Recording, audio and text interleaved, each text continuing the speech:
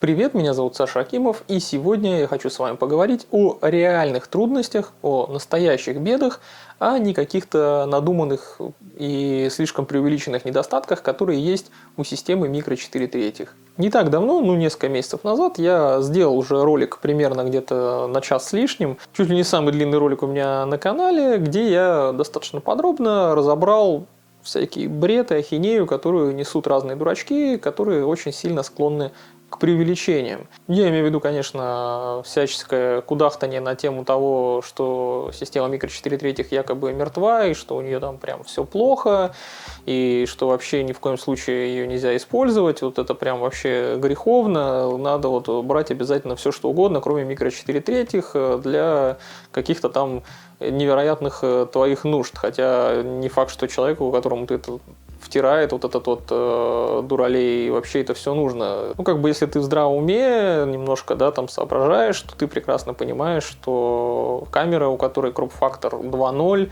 у которой размер физический сенсора меньше, чем у полного кадра в 3,8 раза, она будет снимать несколько похуже технически, чем полный кадр. Не так, что прям вообще жесть как плохо, а похуже, она будет иметь хуже динамический диапазон, у нее будет больше шума, естественно, если ты будешь повышать ISO. Это все просто пиздец как очевидно. Меня прям поражает, как они удивление какое-то изображают. Такие: о нет, у камеры с маленькой матрицей больше шума и меньше динамический диапазон. Как же так? И да, разница в качестве картинки есть, с этим вообще никто не спорит. Во-первых, эта разница не столь драматична, как они пытаются это обрисовать. То есть это не так, что «О нет, у Micro 4 третьих там в столько-то раз хуже что-то». Нет, разница на прям чуть-чуть есть, не очень-то большая, и, честно говоря, не является критической в большинстве съемочных ситуаций. Да ладно, про это был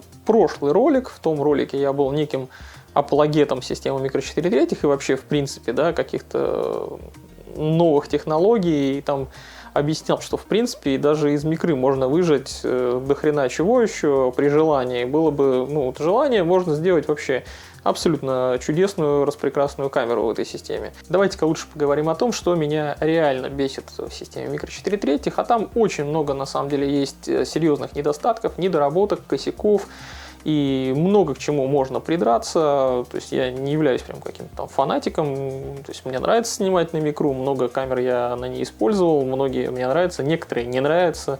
То есть все зависит, в общем-то, по большому счету не от системы, а от самой камеры, как она исполнена, потому что приноровиться, в общем-то, можно к любой камере с любой матрицей. И сразу давайте отсечем такой момент, что у вас там глубина резкости шире на микре, да, это факт. То, что у тебя динамический диапазон на микре меньше, на дай бог, 1,5 стопа, тоже это факт, конечно же. И то, что ты там волю не поснимаешь на ISO 6400, это тоже факт. Все, с этим я полностью согласен, молодцы. С этим детсадовским бредом мы закончили, больше к нему не возвращаемся, потому что на самом деле это проблема, для, не знаю, 1,5 дурачка где-то в интернете это считают проблемой, и нормальные люди совершенно спокойно снимают и получают удовольствие. Я все-таки не немощный и прекрасно знаю, как компенсировать недостатки какие-то, которые есть у какой-либо системы, знаю, как достоинства там раскрыть, знаю, собственно, что я делаю, когда я фотографирую.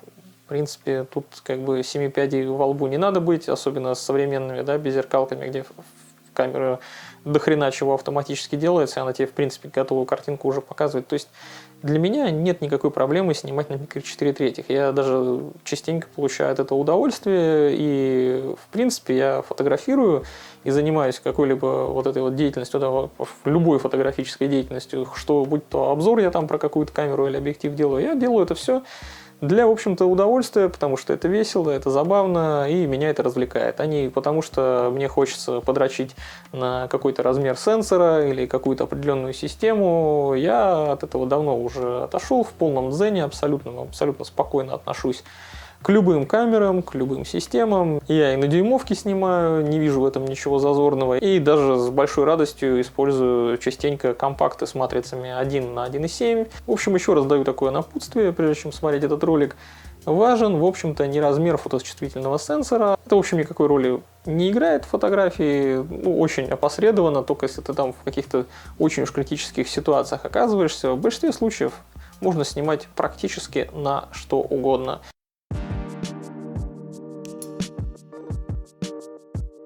Конечно же, если ты снимаешь только JPEG, то есть 8-битные файлы делаешь сразу же уже ужатые из камеры, то ты большой разницу между, в принципе, какой-либо камерой одной от другой не отличишь, не увидишь никаких отличий, тебе все равно будет. То есть, ну, у каждой камеры там свои какие-то алгоритмы, где там цвета подтянуть, где тени подмандить, где там шум подавить.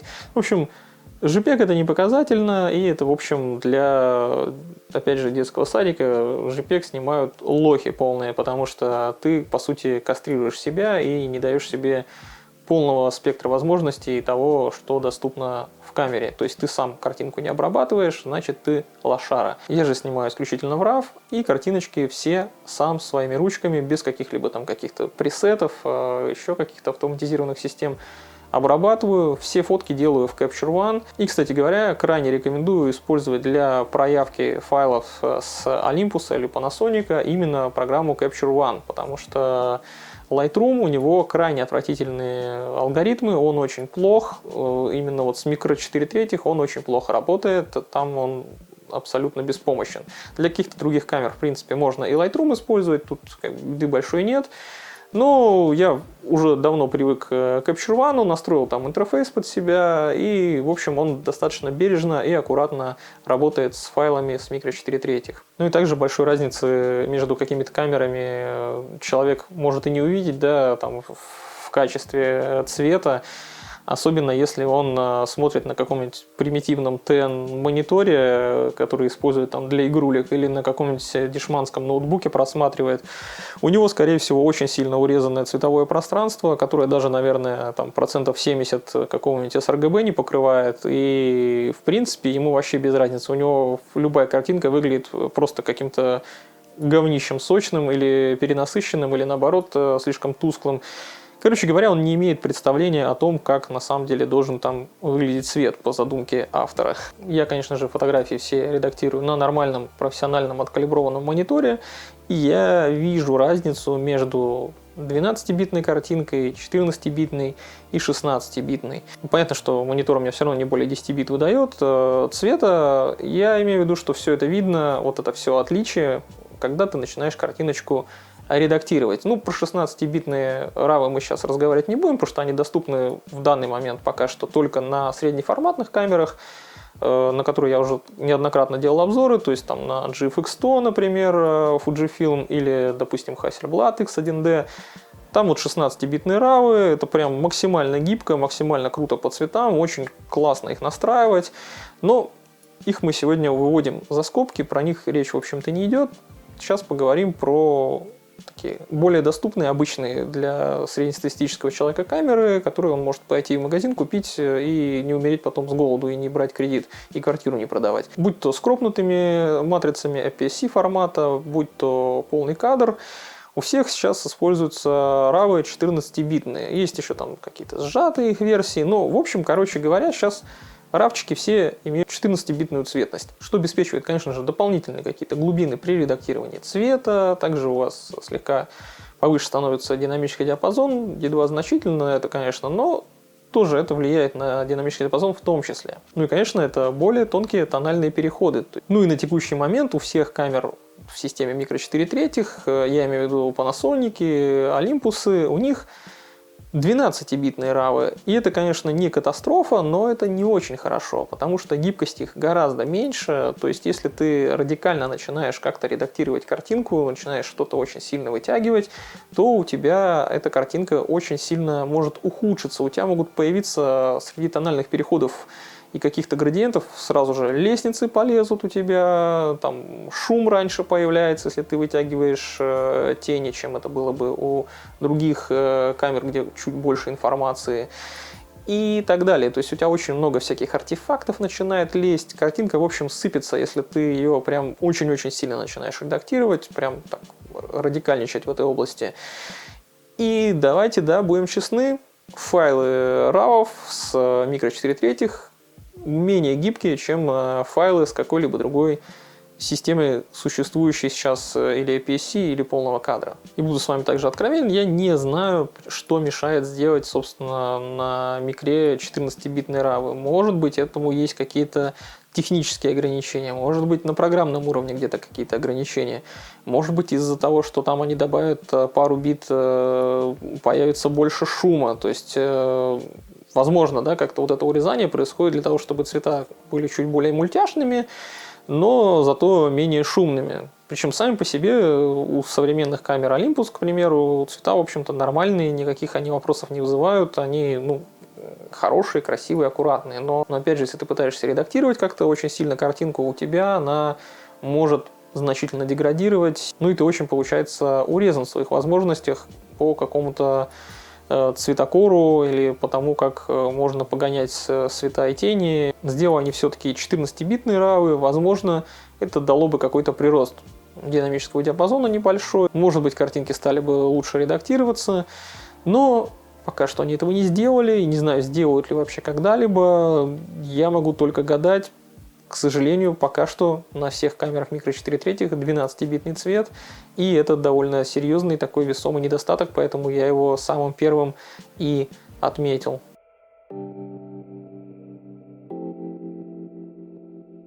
Думаю, любой, кто долго пользуется системой микро 4 третьих, он обязательно хоть раз в жизни пробовал поставить на какой-нибудь Olympus объективы от Panasonic, или наоборот, там на Panasonic поставить объективы от Olympus. И он был, возможно, удивлен или слегка разочарован, и в итоге приходил к выводу, что лучше использовать в каждых камерах свои родные стекла от того же производителя. И я не говорю о том, что они как-то плохо работают, или там что-то будет у тебя глючить, или там фокусировка не работает. Нет, не настолько там все плохо с совместимостью, нет, не в этом смысле.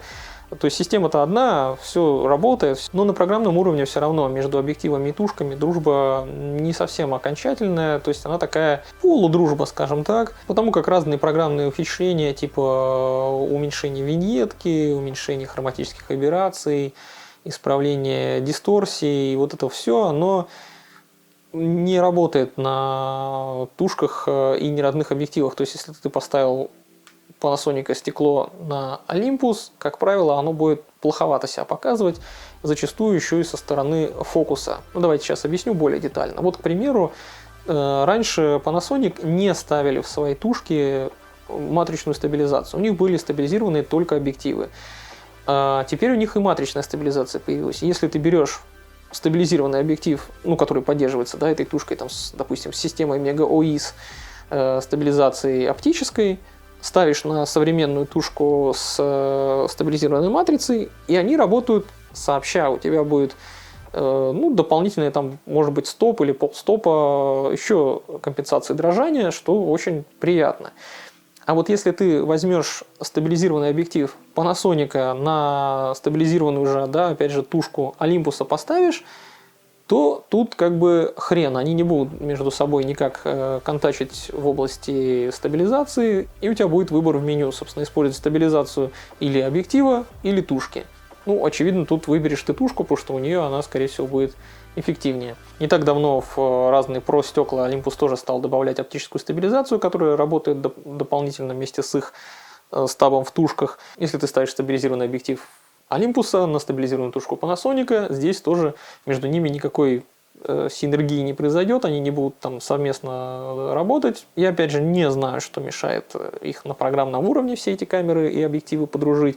Я думаю, что скорее всего это не лень какая-то банальная. Тут понятно, что написать там код и выпустить прошивку, чтобы поддерживались объективы, это не такая уж там сверхзадача, это можно легко решить. Но они почему-то между собой не контактируют вот на этом уровне. И на уровне обработки картинки друг с друга, и на уровне вот таком вот на программном. Возможно, виной все-таки какая-то меркантильность. То есть, собственно, производитель хочет, чтобы только его родные стекла использовали, а от стороннего производителя никто не ставил. Хотя, не знаю, это очень странное тоже решение. И с точки зрения фокусировки иногда бывает, что неродные объективы показывают себя хуже на тушках неродных. Соответственно, ты берешь, например, объектив от Panasonic, а у Panasonic, напомню, сейчас пока что на всех камерах микро 4 третьих только контрастный фокус. Ставишь объектив, да, на Panasonic будет классно работать, потому что у него там куча технологий, Deep Frog Defocus, Light Speed и еще куча всяких наворотов. И он там быстрый прогон линз делает, почти мгновенно фокусируется куда тебе нужно. На Olympus ты ставишь, и он довольно долго гоняет линзы, и причем у Olympus, даже если фазовые датчики есть, то ощущение такое складывается, что все равно Panasonic объектив как будто их игнорирует и пытается контрастным методом фокусироваться. И в итоге при огромном разнообразии внутри системы самых разных объективов ты все равно оказываешься заперт вот в рамках одного какого-то производителя. В итоге оказывается, что объективы Panasonic лучше всего работают с тушками Panasonic, объективы Olympus лучше всего работают с тушками Olympus. И это, конечно, не значит, что ты не можешь использовать совершенно там, да, какую-то катастрофу у тебя не случится, объектив, ну ты будешь на посте больше возиться с обработкой, и у тебя будет все работать несколько хуже. В общем, если ты хочешь добиться максимального качества и получить наилучший результат, то в итоге тебе приходится использовать все равно родные объективы.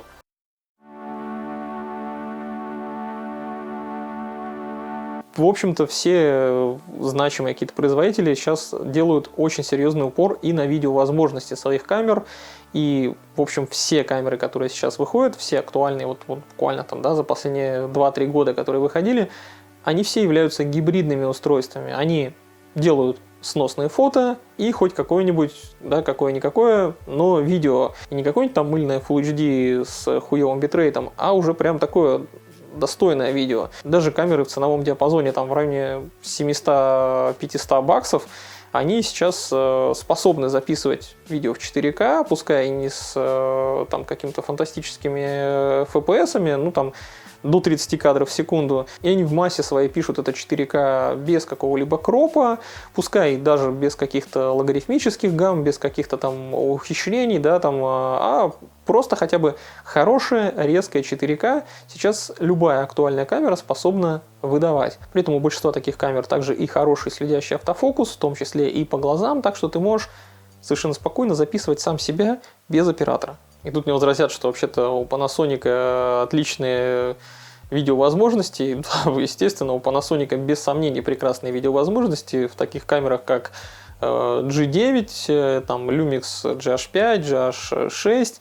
Там вообще с видео полный порядок, но это, опять же, нифига не дешевые камеры, они не в низком ценовом диапазоне, это прям реально флагманские дорогие фотоаппараты и видеофлагманы в том числе, и ни в коем разе не рассчитаны на какого-то блогера-любителя. У Olympus также вообще нет дешевых камер с нормальным каким-то 4К слежением. Ну, если не брать в расчет, да, там OMD EM5 или OM5, уже у OM Digital Solutions, да, эти камеры все-таки стоят в районе 1000 баксов, и там вполне себе очень хорошая 4К. Но 1000 баксов это тоже уже приличная сумма. Ну а так у них более-менее видеовозможности прокачаны именно у реально топовых камер. Это EM1X, OMD EM1 Mark II, там Mark III и текущий OM1. Да, там видео отличное, но камеры, опять же, очень дорогие. Это все равно их стоимость там в районе 2500-3000 долларов, и это прям многовато. Но всевозможные урезанные и, пускай, может быть, и недорогие, там, Penlight какие-нибудь из серии камеры пишут максимум какой-то там Full HD, корявенькая, и у них только контрастный фокус. В общем, там нет нормального слежения, их невозможно было бы использовать для какого-то такого полноценного нормального блогинга. Ну и получается, что система Micro 4 третьих сейчас не имеет никакого такого доступного видеокомбайна, ну то есть ни у Panasonic, ни у Olympus, я все время оговариваюсь, OM Digital Solutions, да, в данный момент. В общем, у них нет ничего такого, что мог бы взять среднестатистический человек там за какие-нибудь плюс-минус 500 баксов и пойти сам себя снимать и кайфовать. Ты все равно будешь в некоторой степени страдать с этими камерами, недорогими их.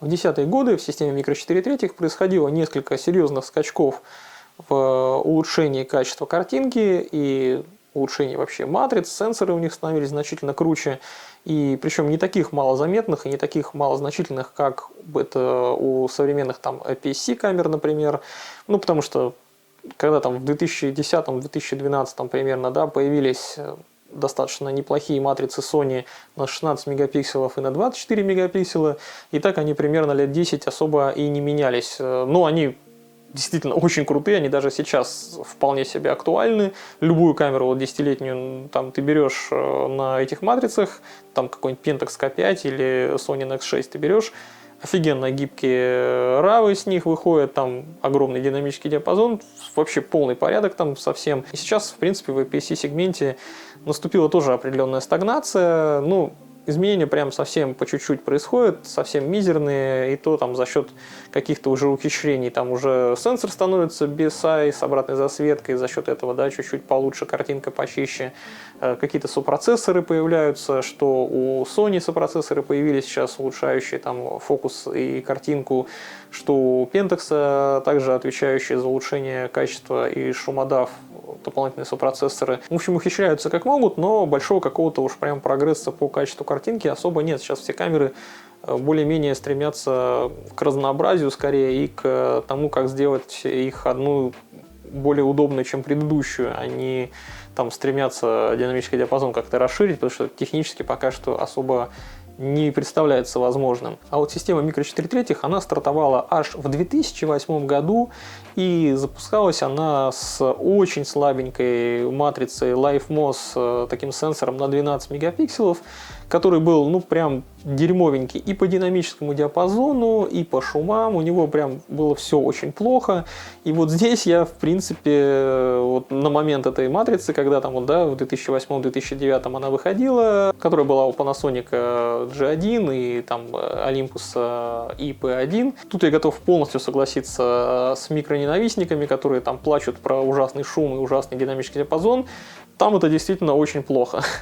Там вот эти все претензии, вот это вот все кудахтание про то, что система плоха и вообще у нее там все херово, можно считать справедливыми, тут я, пожалуй, соглашусь. Ну, уже опять же, в том же 2012 году, такой интересный ключевой год, появилась более свежие LiveMOS матрицы на 16 мегапикселов, и здесь уже было все более чем в порядке. Никаких особо претензий к этим матрицам я вот, например, высказать не могу. Там и динамический диапазон значительно подрос, и шумы, в общем-то, терпимые до 1600 ISO, что даже сейчас, в общем, нормально. На какой-нибудь Olympus OMD EM5, самый первый, можно и сейчас прекрасные абсолютно снимки поснимать. Я, в принципе, недавно на нее фотографировал. Там все в полном порядке. Единственное, что, да, сама камера в остальном устарела, матрица там вполне себе нормальная. И, в общем-то, все шустро там работает. Единственное, что, да, фокус там дерьмовенький, кнопочки как-то не очень расположены. Ну, это все мелочи. На нее обзор, кстати, будет. Я потестировал, достаточно подробно расскажу про нее. Потом в 2013 году вышел настоящий вот флагман в системе Micro 4 третьих фотографический. Это Olympus OMD EM1. Собственно, там убрали с этой 16-мегапиксельной матрицы сглаживающий фильтр еще дополнительно, там поставили проц помощнее, там, в общем-то, картинка стала еще и чудесно звенящей резкой. В общем, матрица крайне удачная, даже по сегодняшним меркам. То есть ты можешь взять спокойно первую единицу Олимпуса и пойти снимать, кайфовать. Но в следующий раз сильно картинка улучшилась, опять же, в 10-е годы, в 2015 году с появлением новой матрицы от Sony на 20 мегапикселов. Впервые эта матрица использовалась в камере Panasonic Lumix GX8. Не очень удачная, честно говоря, камера, но там зато это впервые матрица была, так сказать, протестирована. Бета-тест устроили владельцы GX8. Дальше, скорее всего, эта же, собственно, матрица 20-мегапиксельная использовалась уже в камере Olympus PNF. На него, кстати, тоже будет обзор у меня на канале. Смотрите, не пропустите. Обязательно подпишитесь, если еще не подписаны. Ну, с этой матрицей, соответственно, стало выше разрешение. Ну, оно как бы подтянулось до каких-то актуальных значений. 20 мегапикселов это и сейчас вполне себе нормальная цифра.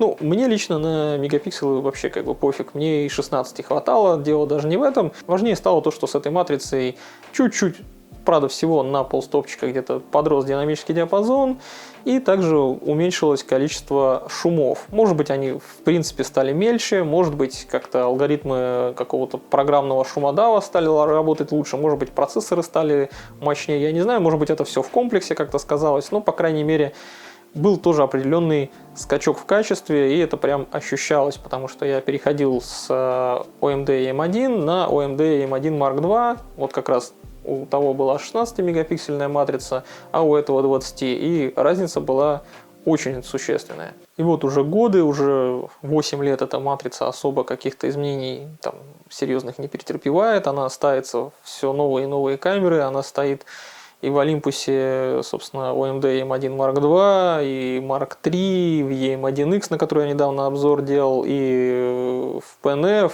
и в EM5 Mark III, в OM5, и только процессоры чуть становятся пошустрее и поумнее, и за счет этого улучшается какое-то немножечко малозначительно общее качество картинки. И я думаю, что вряд ли достигнут какой-то прям технологический потолок, что они прям не могут сделать матрицу лучше, круче или интереснее. В общем, есть куда расти, есть куча технологий, которые можно было бы применить еще в их этих матрицах. Я в прошлом ролике про это говорил. То есть там очень много что можно сделать для улучшения качества картинки, но, возможно, это по каким-то причинам нерентабельно или невозможно. Ладно, качество картинки в этих камерах топовых от Olympus и Panasonic особо не растет, оно никак не развивается какое-то уже продолжительное время. Но еще хуже обстоят дела в недорогом каком-то сегменте, потому что в тех же пенлайтах, в принципе, меняется только, наверное, дай бог, если процессор и дизайн, потому что, например, Pen EPL7 ты берешь, и потом берешь PL8, у них только дизайн отличается. Там даже один и тот же процессор и одна и та же матрица. И такая же история с PL9 и PL10. Там тоже ничего не поменялось, кроме дизайна. Ну и понятно, что там все равно какие-то есть изменения архитектурные у процессора. И это не та же самая матрица, которая была в 2012 году. Она, конечно же, претерпела уже за это время кое-какие изменения. Но все равно создается какое-то ощущение, что на вот эти небольшие компактные камеры, на недорогую серию Penlight и там Pen Mini они вообще перестали выпускать. В общем, на все маленькие камеры недорогие они положили хуй.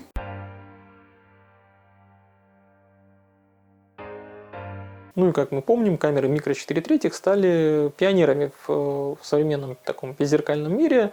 И на старте системы они, в общем-то, могли как-то пользоваться своим конкурентным преимуществом. Собственно, они были меньше, компактнее, легче, чем какие-то актуальные зеркалки тех лет. Но сейчас-то уже все производители отказались от вот этой примитивной конструкции однообъективной зеркалки.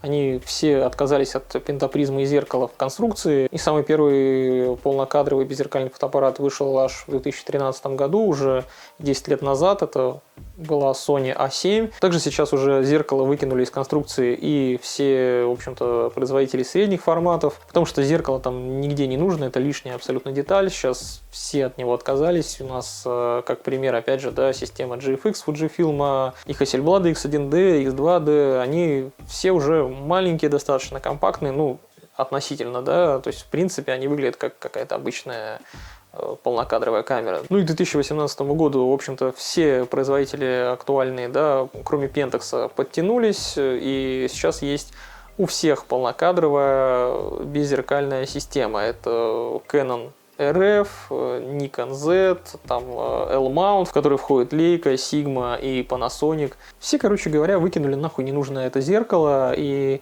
сейчас не представляет никакой вообще проблемы собрать себе какой-то небольшой компактный комплект из камеры некрупной, ту же Sony A7C ты можешь взять, и какой-нибудь небольшой объективчик относительно компактный на нее нацепить, и это будет не очень-то большая конструкция для какой-то каждодневной съемки. Ну, конечно, как я в прошлом ролике говорил, у системы микро 4 третьих есть еще преимущество в габаритах оптики, потому что, ну, маленькую матрицу нужно, чтобы покрыть, меньше стекла использовать, и, соответственно, у тебя оптика реально компактнее. Это круто. То есть, если ты там какие-то большие телеобъективы, зумы какие-то используешь, то здесь микро 4 третьих вообще как бы вне конкуренции. У них действительно маленькие, компактные и при этом светосильные объективы присутствуют в полном объеме. Но если ты, опять же, хочешь использовать какие-то небольшие фиксы, то есть и всякие блинчики, и около блинчики почти что в каждой системе, в том числе и на полный кадр, и сами тушки уже давно стали не очень-то большими, их размер ограничивает только то, что ими просто будет уже, наверное, неудобно пользоваться, да, если сделать их еще меньше. Какая-нибудь Sigma FP без обвеса, я не думаю, что ею прям сильно комфортно пользоваться без дополнительной какой-нибудь ручки хвата. Ну и казалось бы, логично, что в системе Micro 4 третьих, чтобы конкурировать с ними, должно было бы появиться больше каких-то компактных моделей, каких-то маленьких, типа GM1 какой-нибудь, да, вот прям крохотных, но при этом очень мощных, очень навороченных. Но этого не происходит. И тот же Panasonic вообще, в принципе, практически отказался, он вообще официально отказался от производства компактов, больше они компакты не делают. Но все топовые камеры в Micro 4 третьих, они все равно, типа там GH5, GH6, свежий Olympus OM1, они все имеют конструкцию, как у какой-то вот обычные тупо зеркалки. Они здоровые, мощные, с большим количеством кнопок. И я против этого ничего не имею. Я люблю большое количество кнопок, я люблю крутилочки. Мне нравятся крупные камеры. И как бы прекрасно. Камеры для профессионалов должны быть такими большими, удобными, там, с джойстиками и кучей органов управления. Это все понятно. Но вы же вообще-то не только для профессионалов делаете, но и для энтузиастов, для любителей. И многие из них прямо, жаждут, чтобы у них была маленькая камера на каждый день какая-то, которую можно кинуть в карман куртки и пойти снимать. Ну а на текущий момент мы видим какое-то слишком уж жесткое деление на такой вот прям сегменты рынка. То есть у тебя есть большие мощные камеры, в которых все, что твоей душе угодно, там тебе и самый лучший стабилизатор, и офигенный автофокус, у того же, будем говорить про Olympus, да, там контрастно-фазовый, он у тебя будет гибридный, следит там хорошо, все на свете в него, в эту камеру включено, и 4К прекрасная, резкая, с большим битрейтом. В общем, все, что хочется, вот прям отличные комбайны, мощные инструменты.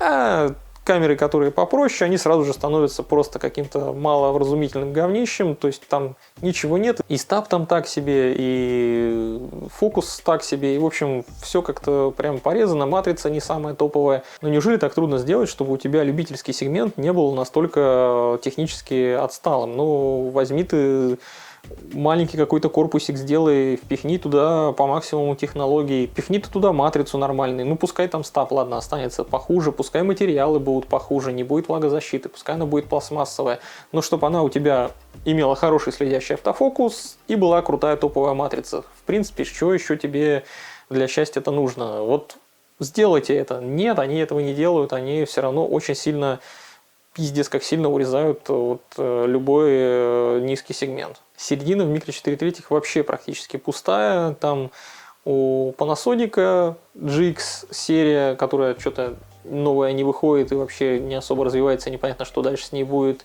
У Olympus это OMD EM5 и OM5, которые в районе $1000 стоят. Да, они такие, в общем-то, неплохие, и компактненькие, и материалы ничего, и возможности норм, но вот прям в остальном здесь происходит прям какая-то жесткая, какая-то сегрегация такая мне не очень понятная, потому что ты или платишь там от $2000 и получаешь прям все по максимуму, у тебя реально крутой флагман в руках, или же если ты хочешь заплатить поменьше, хочешь купить себе камеру дешевую, то ты получаешь какой-то огрызок максимально кастрированный, какой-то просто почти что говнище.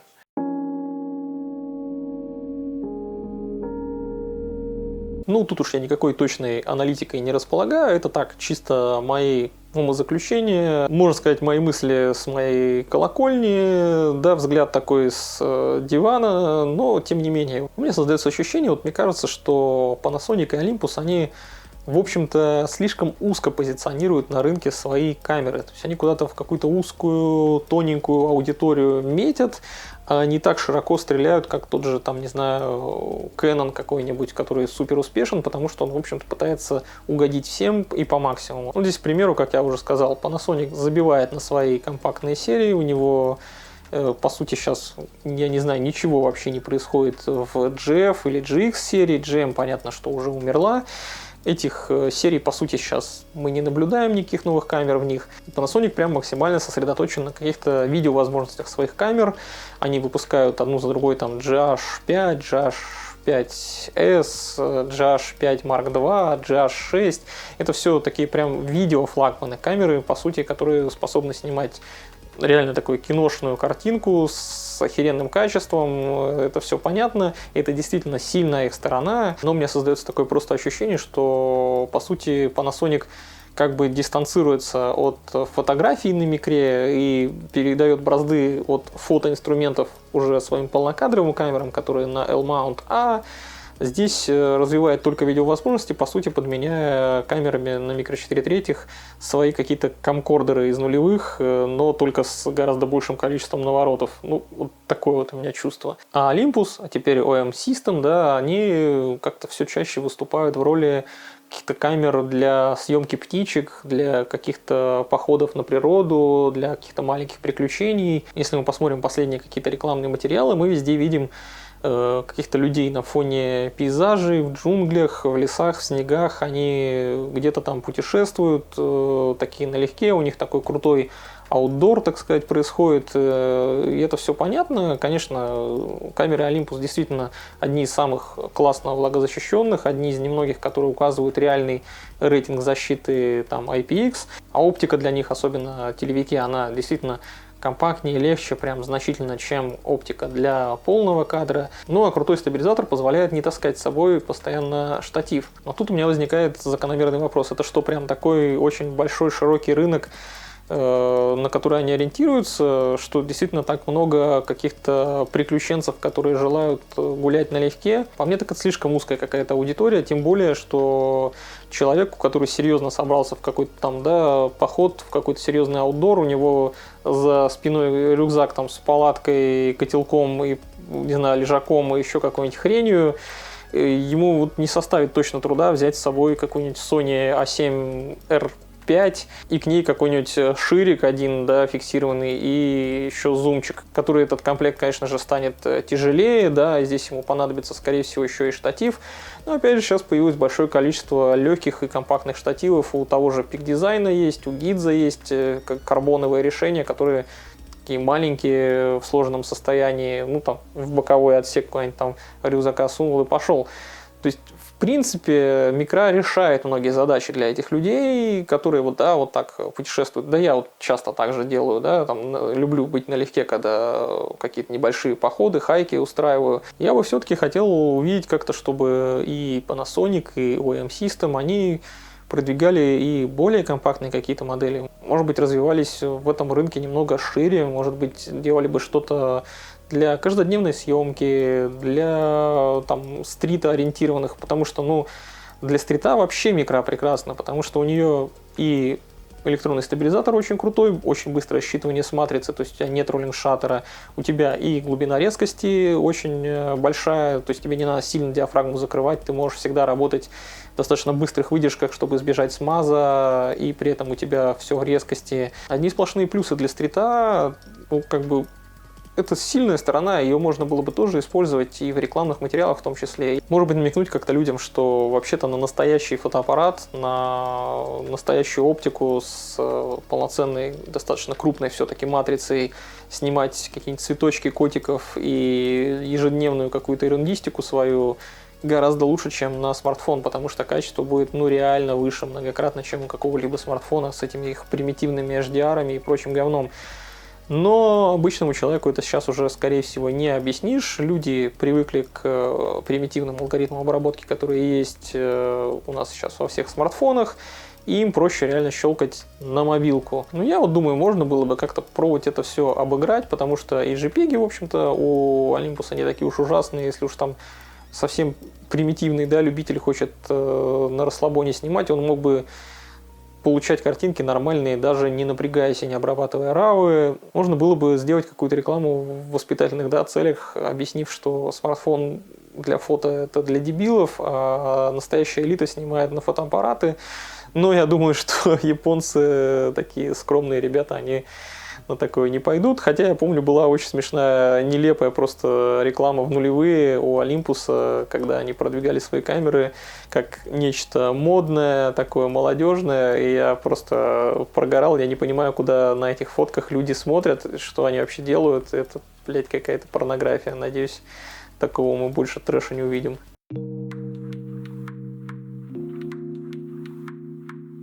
Ну, будущее предсказывать я не умею. так как я не оракул, но я думаю, что в ближайшее время, в ближайшие лет 10, я думаю, что системе микро 4 третьих вообще ничего не грозит.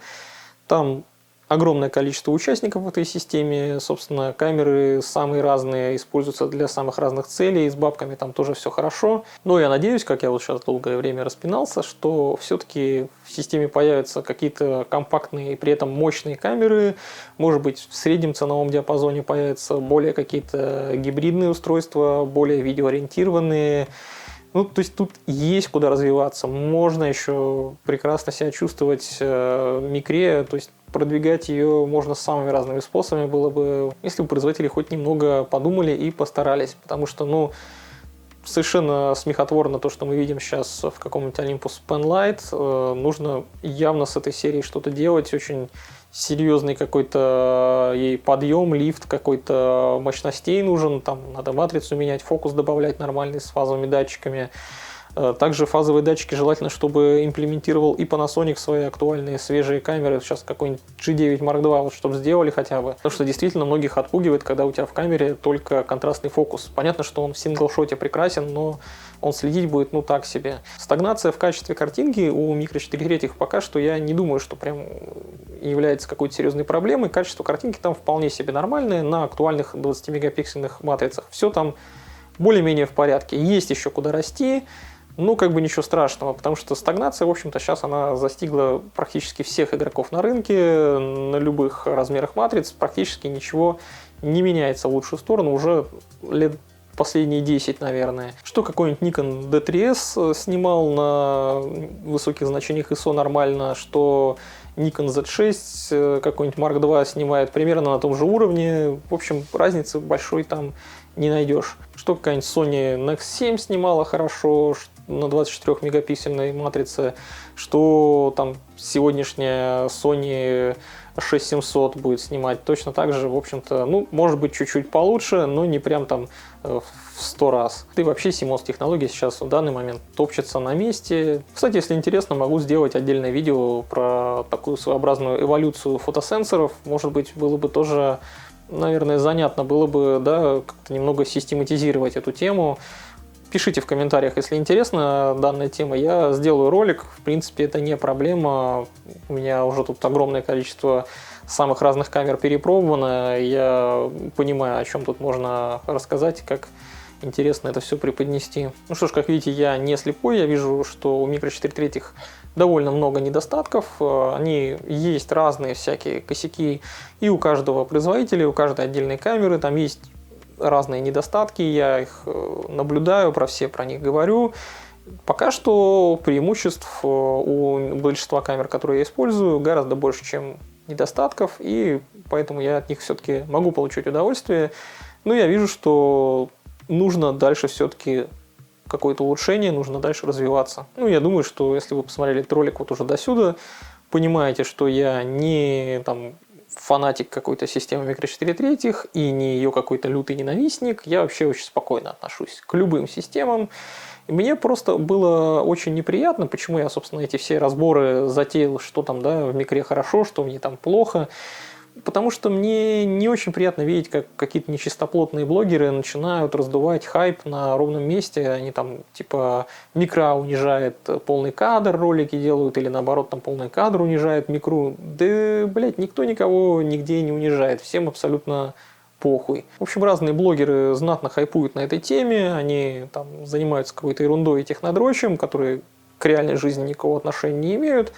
А в реальности любой адекватный нормальный человек понимает, что не существует никаких вот этих вот высосанных из пальца противостояний, там, о, микро там заборет полный кадр, о, полный кадр заборет микро. Да никто вот такой вот прям борьбы не ведет. Ты вот если сейчас просто придешь в какой-нибудь фотомагазин, пускай там, да, полки от фотоаппаратов не ломятся, ну, вот любое все, что там есть, ты возьмешь, любую камеру в любой системе, любого бренда, берешь, и ты можешь пойти и добиться с ней каких-то охуенных, фантастических, просто невероятных результатов, потому что любая камера, которую ты сейчас возьмешь в магазине, она по современным меркам будет актуальна, прекрасна, у нее будет отличная резкая картинка с приличным динамическим диапазоном. В общем-то, нет сейчас вообще ни одной камеры, которая была бы катастрофически плоха. С любой камерой можно получить хорошие кадры. И чем больше разных систем существует, тем для тебя, собственно, какого-то, да, фотоэнтузиаста лучше. Потому что у тебя есть разнообразие, у тебя есть выбор, ты можешь под свои вкусы, под свои нужды камеру подобрать. Про это, кстати, можно тоже поговорить, наверное, потому что многие люди типа просят там посоветуй камеру, посоветуй то.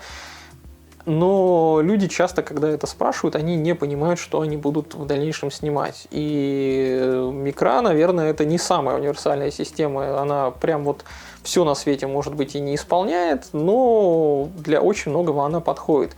Про это я отдельный ролик, уже 3-й в этой серии сделаю, и я там расскажу, для чего, собственно, Micra 4 третьих хороша, для чего она не очень хороша, а для чего она, ну, с натяжкой, в принципе, подойдет, если у тебя руки не из жопы. А то, что у нас есть разные системы, которые все эволюционно по-разному развиваются, это очень классно, потому что разные, собственно, бренды, разные производители, они на жопе ровно тоже не сидят, они друг за другом поглядывают, смотрят, что здесь можно взять у конкурентов, какие-то вещи у себя реализовать.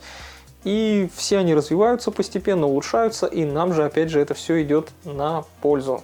Ну что ж, заканчиваю этот ролик на вот этой позитивной ноте, на этой вот положительной, да, ноте, что все будет хорошо, можете не переживать, и Micra будет жива, и снимки у вас на нее будут получаться классные, если вы ее купите. Ничего плохого нас не ждет в будущем. Я думаю, что все будет прекрасно. Постараюсь в ближайшие пару-тройку месяцев найти время, выделить и сделать ролик, собственно, про который я говорил, чтобы там рассказать, для чего Micra подходит хорошо, для чего не очень подходит. Все-таки за долгие годы использования накопил достаточно большое количество снимков на самые разные камеры, и там будет просто, скорее всего, вообще весь ролик состоять из одних картинок с кучей примеров. Там вот про практику поговорим уже, а не только потеоретизируем и как-то пофилософствуем. Ну а сейчас я с вами прощаюсь, желаю вам хороших снимков, до новых встреч и пока.